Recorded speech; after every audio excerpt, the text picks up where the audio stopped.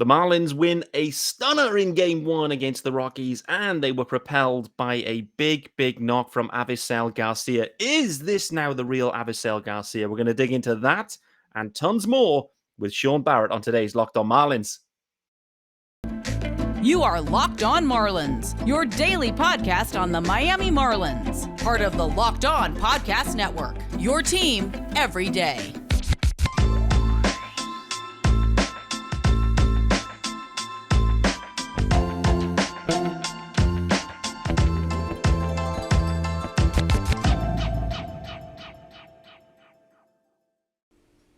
Hello and welcome to Locked On Marlins. It's your daily Marlins podcast with me, Peter Pratt. Of course, guys, don't forget to follow me on Twitter at MiamiMarlins_UK. It's right there on the graphics if you're watching on YouTube. Speaking of YouTube, hit subscribe. If you're watching or listening on a podcast, hit subscribe. Daily pod, Monday to Friday, 5 episodes a week. 5 episodes from me. And this is the Wednesday edition. And thank you for making Locked On Marlins your first listen of the day. And I'm delighted to welcome back, finally, 2-week hiatus while he was getting his Wi-Fi fixed. Shaun Barrett is back with me, my co-pilot, UK GOAT in the house. Shaun, how are we doing, brother? I'm doing really good, Pete. It's really good to be back talking baseball with you. It was a long period of time away, and I really felt it. So, but it was much needed after the last couple of appearances. Some shaky internet needed resolving. Glad to be back. Absolutely. And listen, mic check 1, 2, 3. This is coming through clear, smooth, no choppy waters here. So absolutely great to have you back. I missed you, buddy, no doubt. It's tough doing it, mate, without my UK GOAT co-pilot in the house. So, mate, there's been so much that's happened in the last 2 weeks, so much. And even in the last day or two, there's been tons. So this episode could go in a few different directions, but I wanted to start with the present in Game 1 from last night. And it's got me thinking about a few things. And then we'll kind of go backwards too, because there's been a few other kind of real major milestones that's happened while we haven't spoken. So yesterday's game, the Marlins, they squeak it out 9-8. They were down big. They came back big. They piled it on. Then they coughed it up. And then Cooper Loop, of course, perfect time, and Shaun's back on the show. Cooper Loop came back and got the win for them. Tanner Scott in the end closing it down. So it was a fun game, no doubt. I particularly wanted to talk, though, about Avi Garcia. However, reminder, guys, this episode is brought to you by Sports Card Investor. You're going to love this. Today's episode, it's brought to you by the Investor app. Welcome to the world of trading cards reimagined. Stay tuned later in the show for more information on this awesome new tool for collectors. You're going to want to check out the Sports Card Investor app. And Shaun, from an investor app, if you're a sports card guy, if you're a baseball card guy, Avi Garcia's, his price should be skyrocketing. He's had a rough start to his Marlins career. There's no doubt about it. However, he's been sneakily good in June, and it is sneakily good. I think we've been biased by the early part of the season. But yesterday, for me, felt like a bit of a watershed moment for Avi Garcia. The home run he hit in a big spot, in a game the Marlins were trailing, and the type of home run it was, all felt different. Where are you up to with Avi Garcia right now? It's been a struggle, hasn't it, to begin the season? And the chatter about it has been pretty harsh, and to be fair, it's been pretty fairly harsh as well. I mean, not only statistically has he looked poor, but he's also looked, he's failed the eye test as well. All those grounds to third base. And I don't think I ever quite got to the point where I was like, let's get, this was a mistake, let's get rid of him. But there were certainly some games and some plays and some at-bats where I certainly was saying it to myself and maybe quite loudly as well, because it's been poor. But as you said, he's starting to heat up. His June numbers are starting to look a bit more representative of where we are as far as expectations for him pre-season. The way I look at it is very similar to where we were with Duvall last year. Duvall, into May was hitting below 200, had a WRC plus into the 70s, and we were saying, what's going to happen with this guy? We can't have him continue to hit sub 200. And after that date on the 6th of May, he went on an absolute tear, hitting left, right, and centre. A couple of games in Atlanta, I'm sure, helped him out. And I think that's where we are looking at with Avi now. It is a case of he is warming up. He's got a 230 average, a 73 WRC plus, but he's warming up. As poor as he has been for the Marlins, it's not that much of a stretch to say, a couple more weeks like this, push those numbers up to league average, a couple more home runs, especially key home runs in games where that he's either taking the lead or helping out in games where it's close. It is important in my eyes. A home run when you're 7-1 down, while nice, doesn't really push the needle. We need Avi to start to perform, especially when he's batting in such key spots in the lineup. He's never been moved down, or at least not much, down into like the 7th or the 8th hole. He's been hitting in that sort of 3 to 6 spot pretty much throughout the whole of the year. So when we're relying on him to do those kind of things, what we're seeing in June has been a ray of light for sure. I agree. Just yesterday, the home run, if you haven't seen it, it was up in the zone, well up in the zone, and he went up there and got it, and went, right center field, just about got over, 380 or whatever it is out there. I don't know. It's pretty deep, but I loved. It's the type of ball that Avi's been getting nowhere near at all year. And there was a pitch earlier on in the at bat. I think the first one where it was called a strike. It was a ball. Avi knew it was a ball. He gave the umpire a look, and we were joking before off air, Shaun, that if Avi says it's a ball outside, then the ump should be probably agreeing with him. For a guy that chases as many pitches as he does, if he's not swinging at the pitch, it most certainly is a ball. No doubt about it. But I think when you kind of strip everything away with Avi Garcia, the problem we faced as a team is we invested in Avi, 50 million into Avi Garcia. That's a big chunk of the Marlins budget. It really is. And you just need... The optics are so bad when you've got effectively your major signing struggling for the first 2 months of the year, and the Marlins... the season going wonk. I mean, in May, it was fully wonky. I mean, that May has sunk this team. It really has. And you need, when you've got those guys, the optics are bad. The team is going on a terrible run. Your big money signing is the worst hitter in the lineup. Like, it's such bad optics for us as fans. Like, you look into those guys to juice everyone up, to be the spark plug. And he just really wasn't. I think that's the problem. There's just been a bit of a PR thing as well with Avi. I was saying this maybe to myself on a solo pod, or maybe the takes were made last week. I forget. Reminder, guys, there's 5 episodes, so I do a lot of recording. It's hard to remember which day I say what. But I do feel like there's been a bit of a PR problem with Avi too. Like, I haven't heard him speak to the media. I haven't heard him, he hasn't contributed in many big ways, so he's not been doing post-game, hey, that was great, we did this walk-off hit, blah, blah, blah. Avi's just been a bit of a passenger. I haven't heard from him, but I hope that changes, and I hope we start to see the real Avi Garcia soon.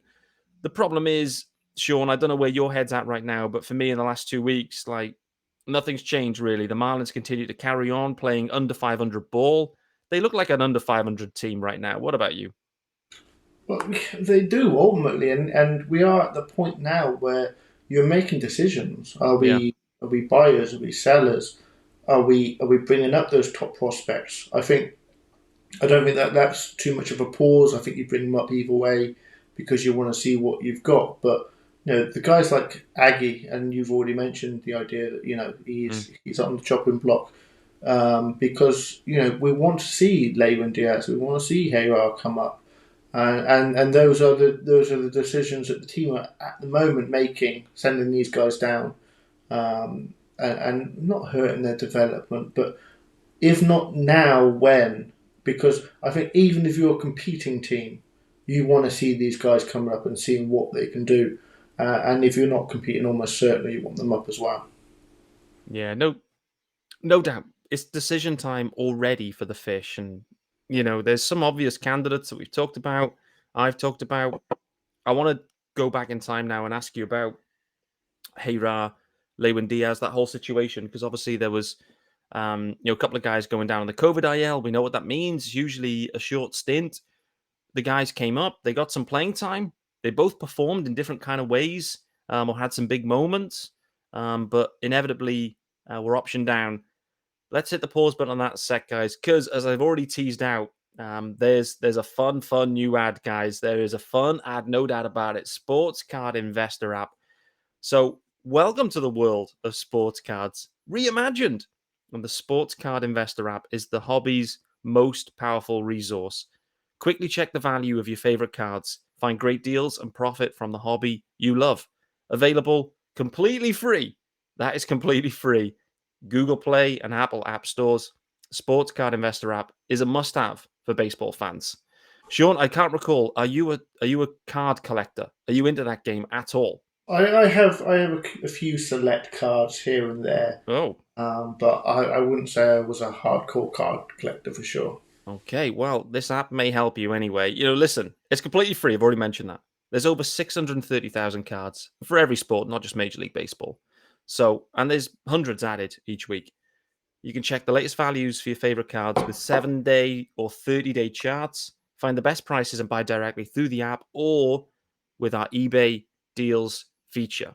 So, if I was looking at cards, if I was thinking about it right now, I know what I'd be thinking about. I'd be thinking about Max Meyer cards right now. Right now, Max Meyer, in my opinion, is going to be making his Major League debut in a couple of weeks, and I think he's going to be lights out. I think Max Meyer is going to absolutely burst on the scene. I think we should be doubling down on those cards, no doubt about it. So get yourselves in there, have a look what Max Meyer cards are going for. The other name I'd be looking at too, JJ Bleday. JJ as well continues to have a good season. And I know Jerar and Encarnacion's come up and had a bit of a stint recently, but I think there's a good chance JJ Bleday also gets a shot at some point in 2022, and it would not shock me if he absolutely scorched it as well. So tons. This is the beauty of us as Marlins fans. We've got so many prospects knocking around, so we can really cash in on this hobby here. So what have you got to do? As I've already said, download the Sports Card Investor app today. It's available for free in Google Play, Apple App Stores, or go to sportscardinvestor.com/locked-on. Okay, Shaun, we talked about it. We've teased it. We've mentioned it a few times. Lewin Diaz, Jerar and Encarnacion, they were sent up. The two Jesuses onto the COVID IL. That was at that point 3 Jesuses on the IL with Luzardo as well. It was an opportunity for the guys, and both of them saw. I think they had 2 starts out of the 3 or 4, so they got some playing time. Where's your head at now with this one? Because for me, let's start with Lewin Diaz. He's blocked, fully blocked, has been for some time. He's been mismanaged, I think, in some ways, and he's been treated a little bit poorly by the Marlins and been treated like a lower level prospect. However, where's your head at with Lewin now, based on what you saw, what you're feeling? Where are the Marlins actually inevitably going to go here at first base? Do you think they believe in Lewin Diaz? I don't think you can say that they do, because, I mean, obviously when we had last year with Aggie and Coop, I think I remember hearing something, it might have been Miss saying that he'd heard or he was reporting that had they known that there wasn't going to be the DH, they wouldn't have had, they wouldn't have had all 3 of them in the lineup. Yeah. And, at this point, I mean, with Aggie, and don't get me wrong, I love Aggie, and we've talked him up a lot over the years, but ultimately we're talking about an aging first baseman. When you've got Lewin, who we know is defensively an elite first baseman, and he's been absolutely tearing it up in AAA, it is that point of he's got nothing left to prove. Now, I'm having flashbacks to saying that about Isan Diaz a year or so ago, and that never turned out well. But he deserves his shot.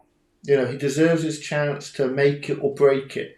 And, if we are at that point now with a Marlins team that, I'm not quite ready to say they're out of it, but you're on a knife edge right now. Mm-hmm. And I don't see a statistical reason that Aggie is going to be any better than Lewin. and we've got to give him that opportunity. We've got to give him that chance. And ultimately, I am asking the Marlins to make a financially prudent decision. Yeah. So the fact that they don't make that decision is really perplexing to me. Agreed. Spoke about it the last couple of days. Like, my mind is completely made up with Jesus Aguilar, for sure. They are not extending Aguilar. There's been 2 years of conflict between the Marlins and Aggie. They've thrown out, I think Danny Alvarez talked about it on the pod a few weeks back with me. They put out maybe an extension offer that was like below market value, and it was never going to work. The Marlins weren't serious about extending Jesus Aguilar, and I don't think they are. And I think even if they don't trade him, which I'm 95% sure they will, they absolutely won't extend him. This is the end for Jesus Aguilar this year as a Marlin. He's a big clubhouse presence. He's been a great waiver wire pickup, no doubt about it. He's absolutely performed. But to your point, Shaun, Lewin Diaz, he's a league minimum dude, one of the Marlins' best prospects, and a sensational glove. No matter what you get offensively, it's a real sexy glove. We do get a bit distracted by the glove, though. I've got to be honest. Like, we do get distracted by that. The bat has to play. Yeah, I mean, the value at first base as an elite first baseman is still only very negligible. Yeah. So yes, the bat does have to play, but what at AAA says that he hasn't got that bat? You know, the numbers are there, and yes, you can say it's AAA, and you know the power's inflated over there, but ultimately he's done what he had to do. If he was hitting 220 with 5 home runs, we wouldn't be having this conversation. The fact of the matter is, he's been offensively a very good player down there, and it's time to see if he can replicate that at the major league level. Yeah, really is. Totally is. So let's flick it over to Jerar and Encarnacion. I'm sure we spoke about him pre-season, where I said there's a chance that we see Jerar and Encarnacion at some point this year. The Marlins need to see what there is. If he starts quick in the minors, there's a chance we will. If you have an injury or two, because he's on the 40-man, so it always meant that there was a chance. He got his chance. He came up. He's been mashing this year. And I've said this as well on the pod. The Marlins, they seem unkeen to ride a hot hand. You know, if someone's scorching in the minors, they don't seem willing to go, do you know what? Let's get him up there and let's enjoy this 2-3 week period. They don't do it. They wait until they flamed or cooled, and then they bring him up. Then the problem is, but nevertheless, Jerar Encarnacion came up. If I'm honest, mate, it was a stunning moment. Sandy start, no run support galore. Jerar Encarnacion, an Oppo with a Barbo salami as his first hit. What a moment for Jerar Encarnacion. Oh, it was fantastic, and the scenes afterwards with him and his family, you know, they were fantastic. They were exactly what you'd like to see as a fan. Yeah. And I think, we've spoken a lot of times about Jerar and the idea of like he's, you know, defensively deficient, and there was always that question. This is pre-DH we were talking about him. Like, what are we going to do with him? Can he play first base? Can he fit in one of the corners? As it stands, you know, do you want him just as a DH only? Maybe, maybe not. But if he can play 75% DH and the rest of the time, you know, fake it till you make it in the outfield, or at first base, and especially if you're moving Aggie and you're moving him around, you know, that flexibility there's still enough flexibility within this roster that you can fit him in. And I think offensively, again, it's the same with Lewin. You know, he's shown everything he can down there. And I think it is time to see him. And I mean, the performance he had, I think he just got the one start. I think it was just the one game that he actually got the start. Obviously, you know, with a home run. But even just the at-bat, and now we're talking real small sample size, but, you know, there was a ball on the pitch before that, you know, he started to go and take his base.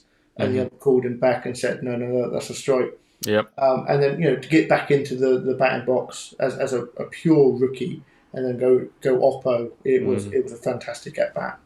Stunning at bat, it really was. Because you're right, he could have walked. I think he fell behind in the count early on as well, fought his way back, and it was just, it was a top at bat by a rookie making his first ever start with the bases juiced. And the game was on the line too. We shouldn't forget it. So And against Seth Lugo as well, who is no mug either. It's not like there's, just a meatball server there. It's not the IKEA canteen. Seth Lugo was out there. The Mets want to win these games. Like, the Mets are all in there trying to win every game. So there was no cupcakes whatsoever. And top moment, both the guys are then optioned. I guess the Marlins had no option, pardon the pun, but they had no option but to do that, right? I mean, the rationale being you want to send those guys back down to continue in their AAA years, continue having everyday at-bats, because the other option would be, well, you keep them around. Do you then option Luke Williams? Do you option Brian De La Cruz? Do you probably waive Astudillo? That's probably approaching, actually, as maybe Wendell and BA are on their way back. But they're the kind of decisions. But those guys are bench players anyway, right? Like, that's their role. They know they're a bench player. They've got versatility. And I know it's frustrating for us to lose some hitters that can actually impact games. But at the same time, the playing time isn't there for them, right? But how do you feel on that general situation? Like, I understand it. I can understand the club's approach. Nevertheless, when we're starting, I mean, just last week, let's look at it. There was a righty going. I think the Marlins won this game, actually, but there was a righty going. Actually, it was the Sunday game. And Miggy Rowe was hitting cleanup. He's never hit cleanup for the Marlins. It was a righty as well, not even a lefty. Miggy Rowe was in the cleanup spot. It was a full Sunday lineup. So listen, the Marlins, the lineup can look a bit thin at times. So it's a long-winded way of saying to you just how you feel about the way they handled it. I understand why. Are you comfortable with the way they handled it? I mean, comfortable is a relative term.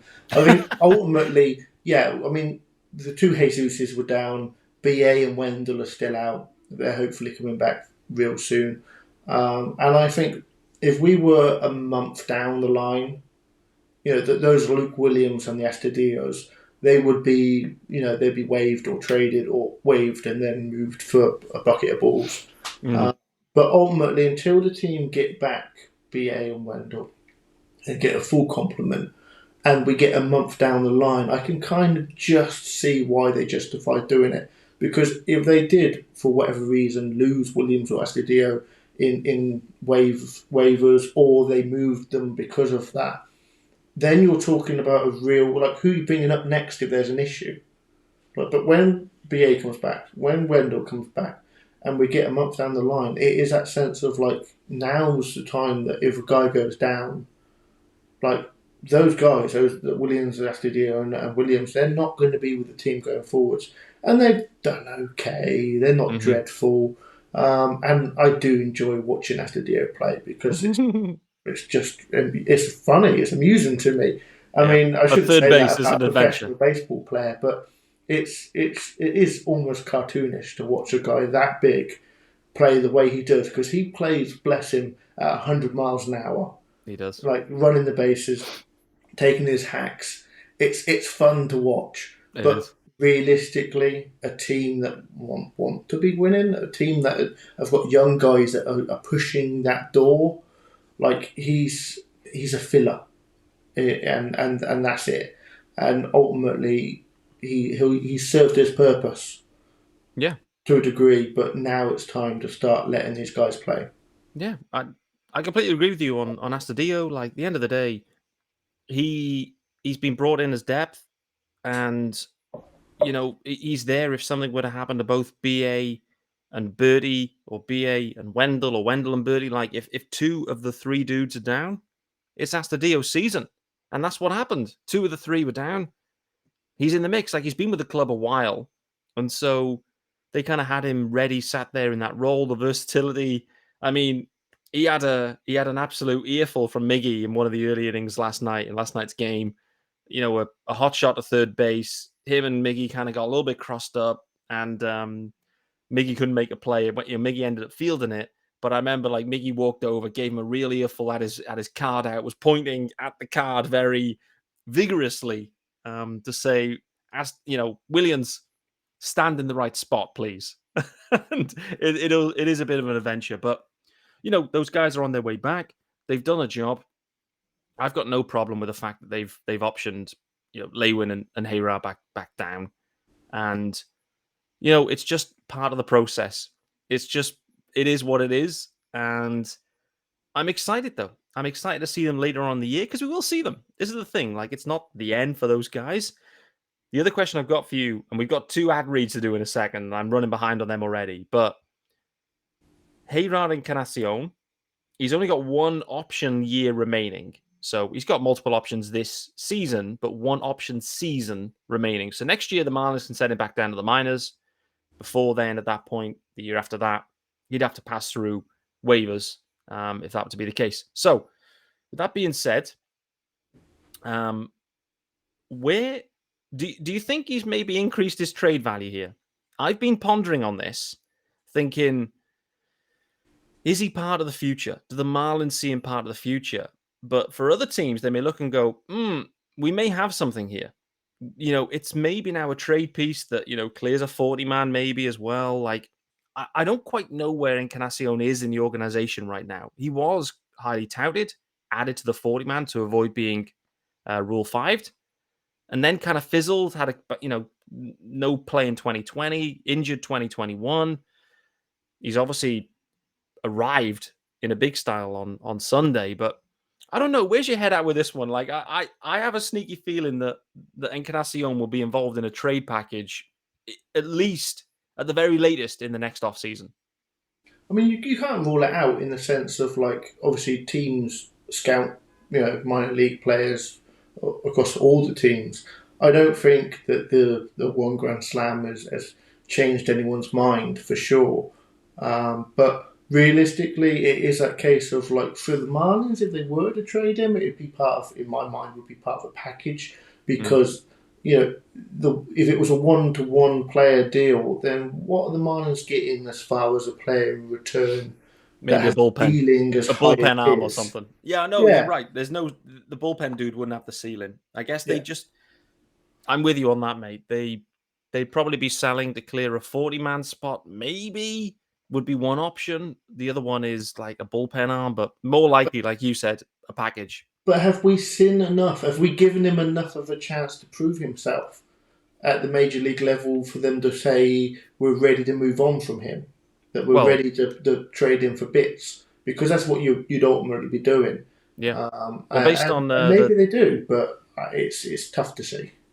Based on the leash that Max Sierra had, Isan Diaz, Lewis Brinson had, these guys, Georgie Alfaro to a point, less said about that the better, because Georgie's absolutely blazing it in San Diego, and I think I called that as well, saying it wouldn't shock me if he went on and had a great year, but that's a really good point.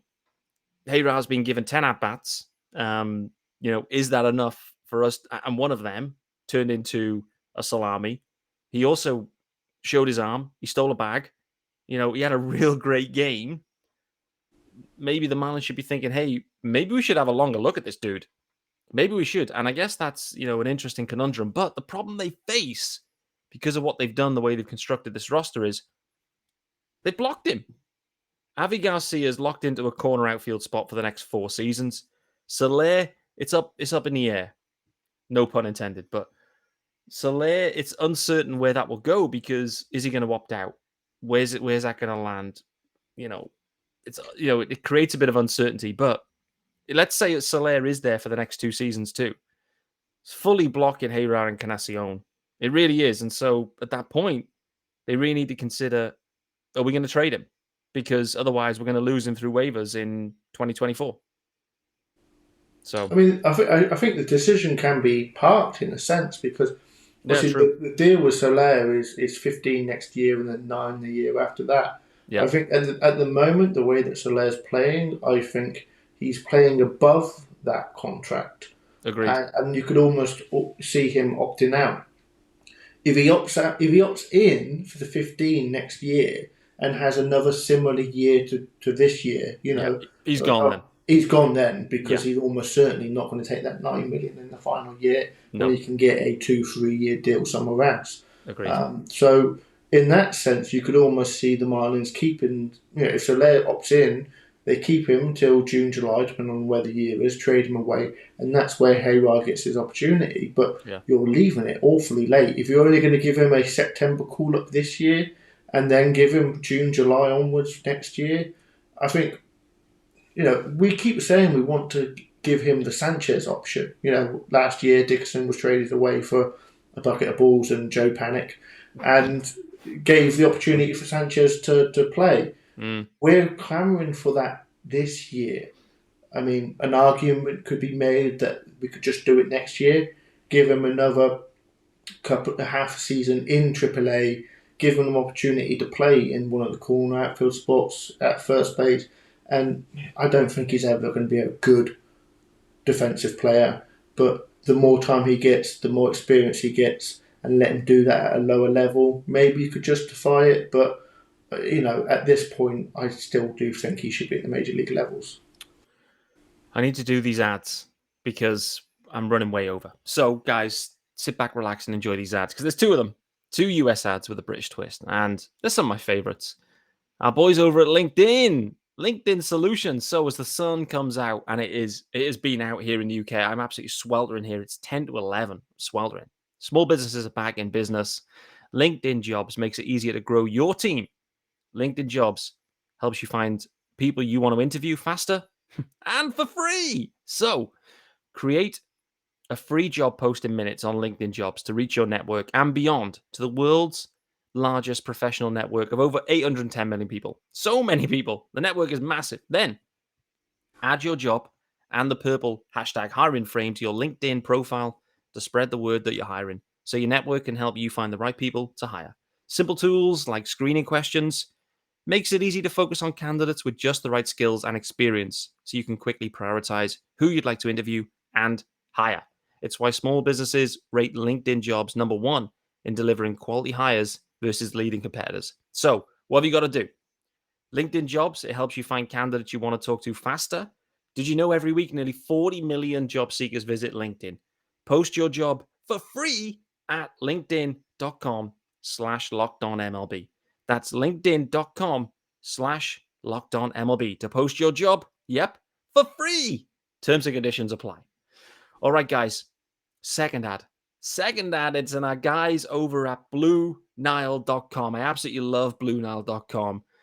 And you can celebrate all of life's special moments, from creating the custom engagement ring of her dreams to gifting a classic and timeless jewelry piece, all at prices you won't find at a traditional jeweler. So, whether you're ready to pop the question, are you ready? Or celebrating a milestone moment, find jewelry as unique as her with modern convenience of online shopping at BlueNile.com.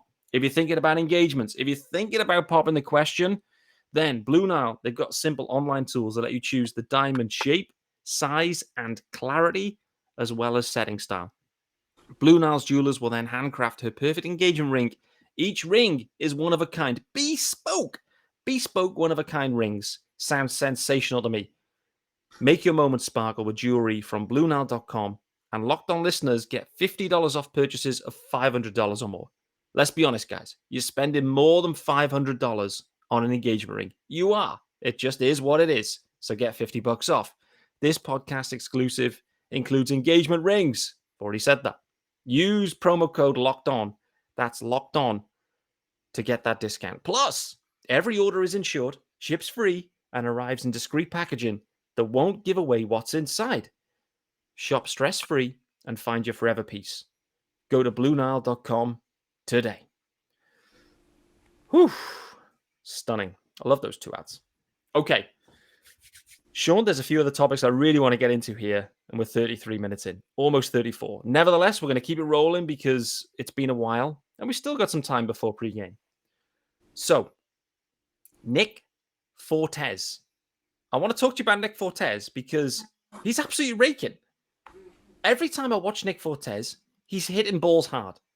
Every time I watch Jacob Stallings, he isn't hitting anything. Stallings, defensive catcher. He is what he is. Let me put this to you, though. Stallings basically is Sandy and Pablo's personal catcher. It is what it is. I'm all good for that. It's working well. Those guys are having career years. No problem. In the other 3 games, the other 3 starts, should it be Nick Fortes behind the dish? Basically, taking 3 starts and 2 for Stallings, basically becoming the starting catcher for the Marlins. Where's your head at with Nick Fortes? My head is that it would be lovely if over an extended period of time and more games that Fortes can continue to do this. As it is, it's an insanely small sample size. And I mean, if it continues and you can justify more games, ultimately there's a reason why we got Stallings in. And there's a reason why, Sandy wants him behind that plate because the defense is key. Now, Fortes is no scrub. He's not. If you look at his defensive ratings, it's literally just above zero. So we're talking sort of Jesus Sanchez style centre field. But it is what it is. Ultimately, he's a backup catcher. You don't get good backup catchers. You can bloody struggle to get a good starting catcher. We've seen it. Yeah, we have. And so the fact that he is, an average defender and he's actually hitting at the moment, it's great to see. But let's pull the cord on the idea that he should be getting the bulk of the starts. Now, if we're talking in 2 or 3 months' time and Stallings is still hitting what he's hitting and Fortes is continuing to hit, over 300, then there's a conversation to be had. But after 37 plate appearances, I think, we can call our jets a little bit. What Sean Barrett is basically saying is Pete Pratt is getting overhyped on a player. He's got his OPS is over 1,000. He's absolutely raking it, for sure. And I've got to be honest, I watched the start. It was the Dan Castano start against the Phils. So the last time Dan Castano was out, not yesterday.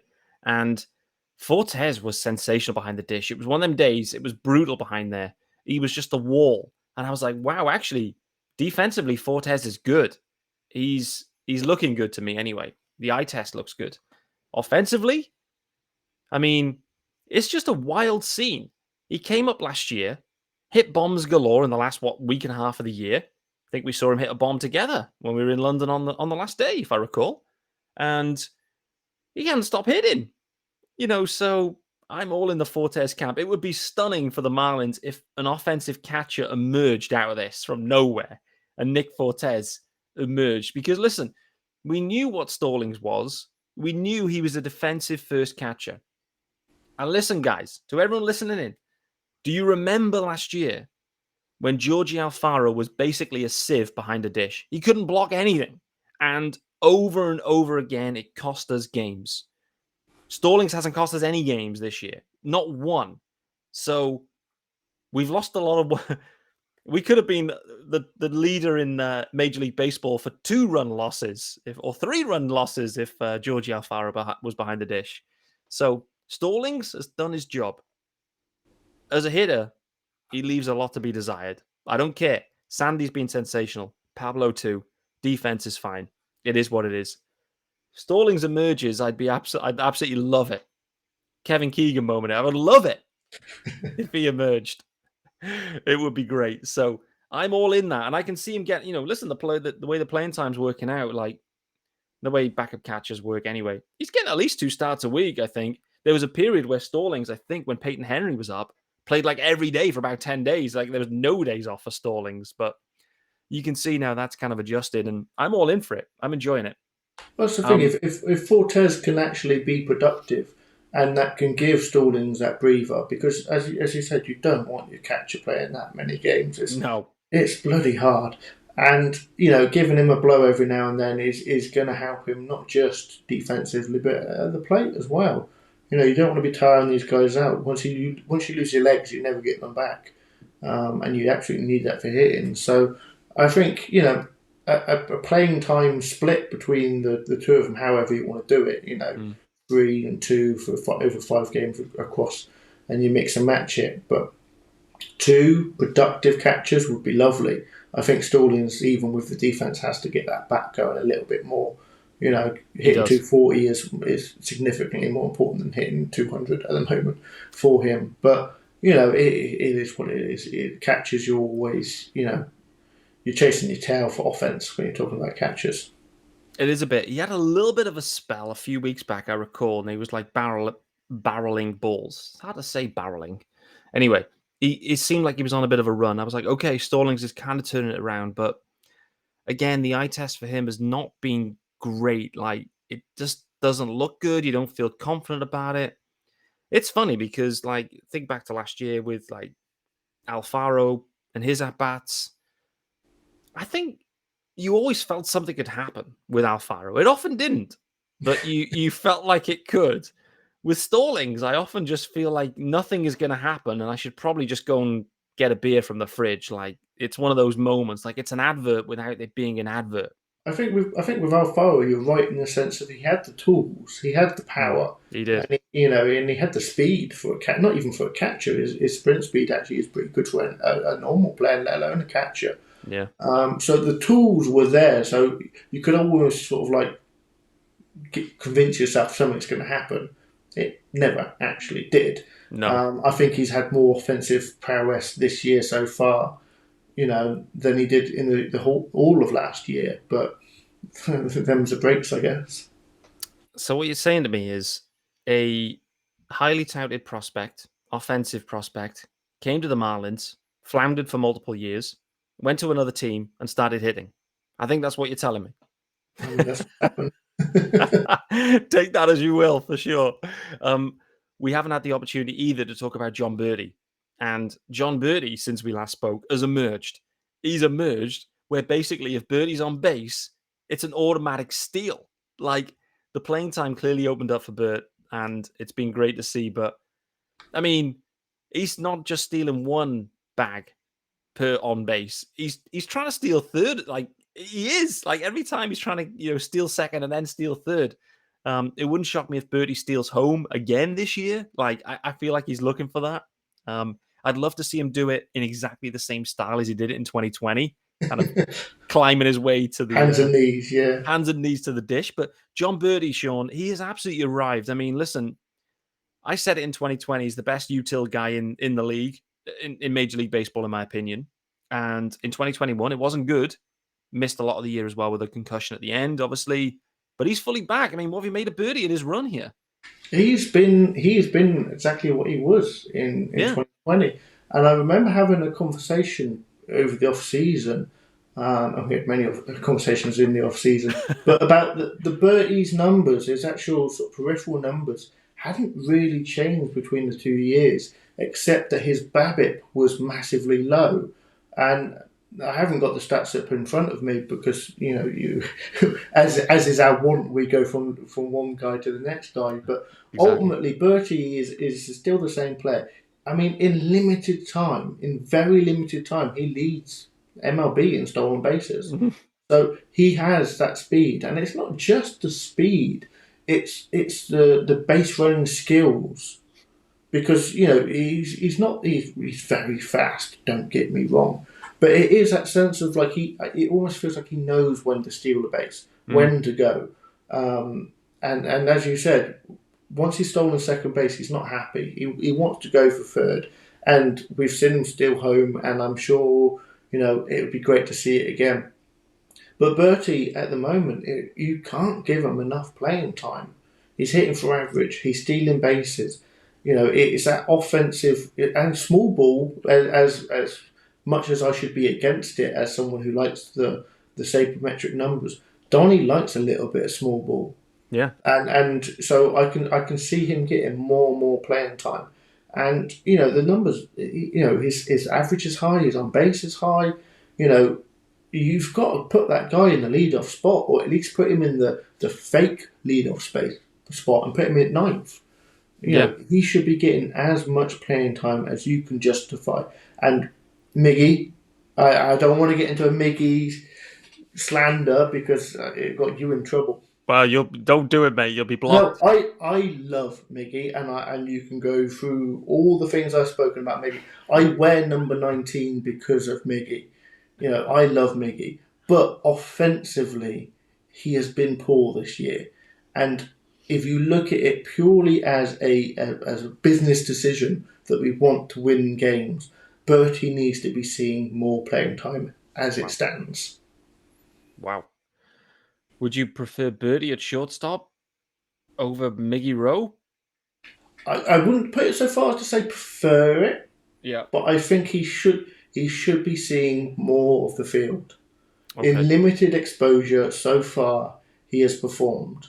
Now, as you extend it into more playing time, if he doesn't, like, as the same with Fortes, the conversation we've just had, when you give those guys more exposure to playing time, can they keep it up? And if Berti can, then what are we talking about?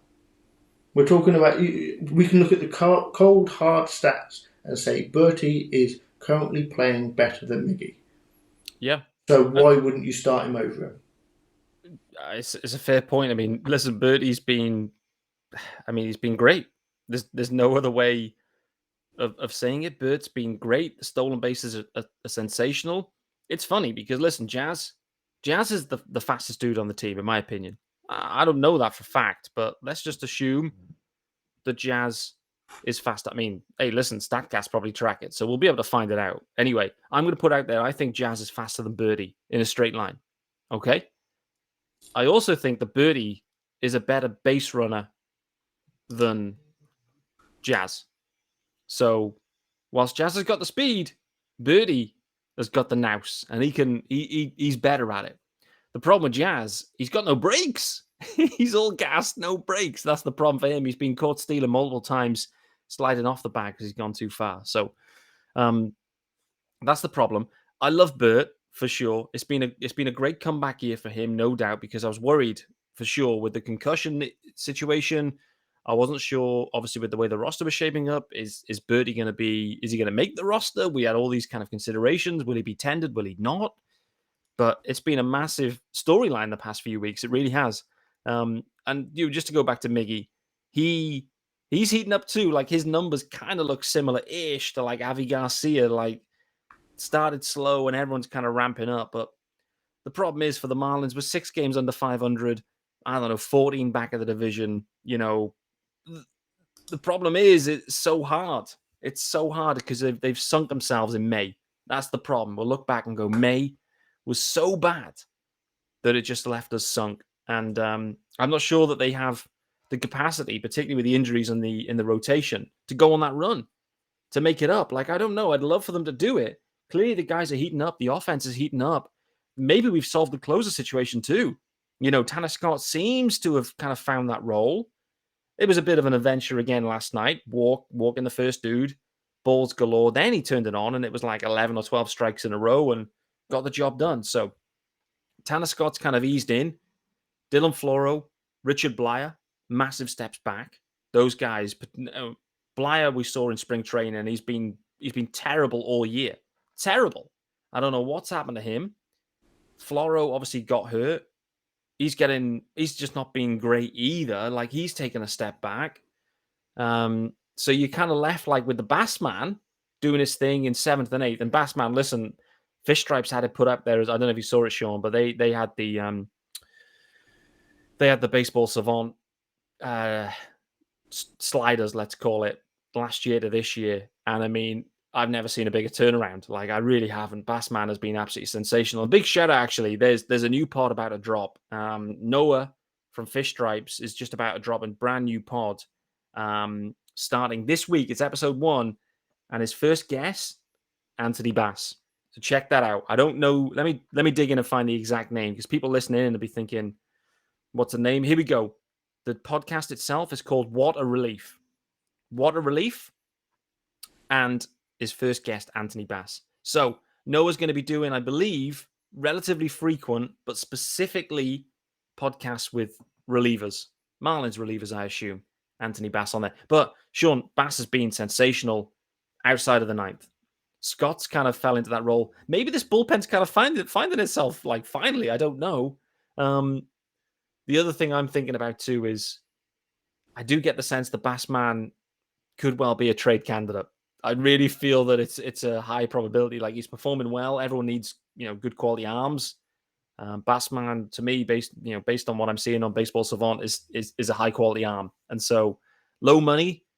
I think there's an option into next year available for Bassman, if I recall.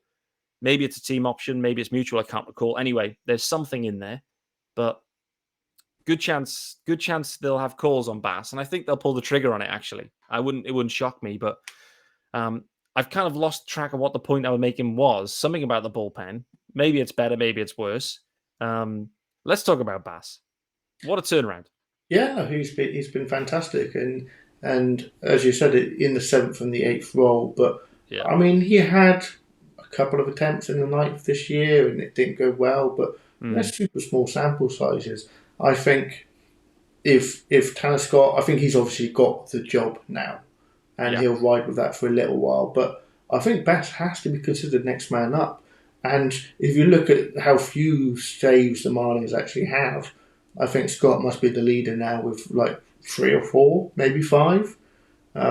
I think Bender had a few. I think Bender, like, did he wrap through 6 or 7? I don't think he's leading though. I think there was a period of time where I think Bass has got one, and at that time, if he'd got a second one, he would have been joint leading for the Marlins. Okay. There really aren't that many saves floating around there for Marlins relievers. I'm going to go and dig into it now while we're on. While go you're looking at that, though, I have got the sprint speeds for Chisholm. There you go. Berti. Go on. Chisholm at 29.3 is slightly above Berti at 29.1. Wow, that's close, isn't it? It's bloody close. Wow, I didn't expect it to be that close. I just thought, like, I felt Jazz would be quite significantly faster. But yeah, I mean, that's what, 0.2 of a mile per hour, was it? Is that the difference? Yeah, that's the difference between the two of them. There you go. Well, while you've brought that to life, and actually, is he the fastest? Can you rank it in that order? Yeah, if I go back to it. While you do that, I've got the saves leader, mate. It's joint at the moment. Joint saves leader with 6, Bender and Scott. They're joint. Cole Salsa 2, Lewis Head 1. That's it. No other saves. So the Marlins thus far, they've had, what's that? That's 15 saves in total. Across the year. They've won how many games? Not many. Not enough. The Marlins have won 30 games, 15 saves. Bender and Scott. And actually their ERAs, funny, you know, Bender's ERA, 4.5. Tanner Scott, 4.67. 16 walks for Scott, 5 for Bender. You know, I guess Scott must have been blowed up. I mean, he's played in more games. He's pitched more innings too, right? He's pitched like 27 innings versus Bender's 14. So, but anyway, we're going off topic here. Scott's the guy. He is the guy now. Yeah, he's got the job at the moment, and it's been shaky here and there. But I mean, that's what you're going to get when you go bargain basement shopping for closers. You know, it was a last second transition for the team. You know, Flora went down, and all of a sudden we haven't even got enough guys to fill out a bullpen, let alone, you know, the high leverage guys. Yeah, I'm with you. You know, as bad as it has been, imagine if, you know, that never occurred. Just a little bit on Floro. I think he's just not quite right. Like, he was injured and he was away, and he didn't have that long of a sort of a rehab.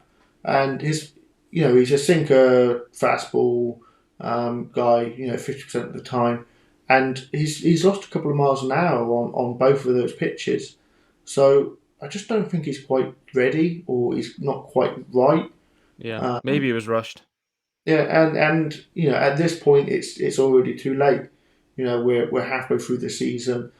As long as he doesn't, nothing goes wrong, and a forearm strain here or an elbow strain there, as long as he's healthy, he's going to have to just stick with it and hope for the best. Yeah. We really are chopping and changing here, but Jazz Chisholm in qualified hitters is an 8th fastest player in baseball. Okay. There you go. That doesn't shock me, to be honest. We are chopping and changing because I'm going back to the bullpen. It's funny when you start digging into numbers live in real time. You should never do that, and I'm not going to do it again. But the Marlins ERA leader right now, it's Williams Astudillo, by the way, with a 0 ERA through 1 inning pitched. But Bassman, the clear standout in the bullpen with a sub-2 ERA, obviously. Okert, that I've been high on all year, 2.61 ERA. Yacobonis is sitting there at 2.7, clearly in a small sample size. However, the eye test to Yacobonis has been interesting. I've quite liked what I've seen. The stuff looks good. However, you then get into the main bulk of the bullpen arms that we've seen a lot. Cole Salsa just under a 4 ERA, but then you get into Bender, 4.5 ERA, Blyer, 4.67, Tanner Scott, 4.67, Floro, 5.40 ERA, Tommy Nance, 5.82, Lewis Head, 6.35, Zach Pop, 9 ERA, Sean Armstrong, who's long gone, 10 ERA. Like, that's the main bulk of the innings out of the bullpen, and these dudes are all 4.5, 5, 6 ERA dudes. Like, the bullpen hasn't been good. Like, it hasn't. And it particularly hasn't in high leverage. Bass has been good. And that's probably the only highlight. But, you know, when you kind of scroll through these numbers, like, it's been a real struggle for the pen. They've really just, you know, when games are on the line and they're leading games, they've just not performed. They haven't all year round.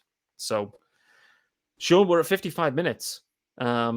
This should be a 25-minute pod, but nevertheless, I thought we'd have to get 2 episodes worth into one episode. I missed you, mate. It's great to have you back. And it's fair to say we've gone off on a few tangents there, but I don't care. It's my show. So, you know, sometimes we need a tangent. And if I'm on fish across the pond vibes, it does. for It sure. does. It's definitely got fish across the pond vibes. So with that being said, I need to get Lee Dobbs and Rob Newell into the show as well soon, and we'll go full fish across the pond style. The main thing was, though, Sean, I was just trying to test your Wi-Fi, make sure it is up to scratch. Clearly it is. So that's a bonus. Guys, that is going to wrap us up for Wednesday's episode of Locked On Marlins. It's a long one. It was a long one. You may not be able to digest this all before the game starts. So you may listen to this after Game 2. We haven't even talked about Game 2. Pablito's going for the fish. And I was trying to wrap up, but I just want to end on Pablito. Very excited to see what Pablo can do here. I think he got caught by the Mets in that first inning last time out. Wrist felt a bit tentative, maybe. I think it's going to be full go for Pablito. I think Pablito in his head will be thinking, a couple of good starts and I can make the all-star team here. I think that will be in his mind. And I think Pablito against the Rockies, who were dangerous. We've seen it. We've seen it all year long. I think Pablito goes and the Marlins get this game behind less than 2 earned runs from Pablo Lopez today. Sean Barrett, Pete Pratt, out of here for Locked On Marlins on Wednesday. Back tomorrow, and I'm going to be joined with Locked On Rockies host. We're going to be hopping on post-game to recap the series between the Marlins and Rockies. Until then, guys, enjoy Game 2. Be back tomorrow.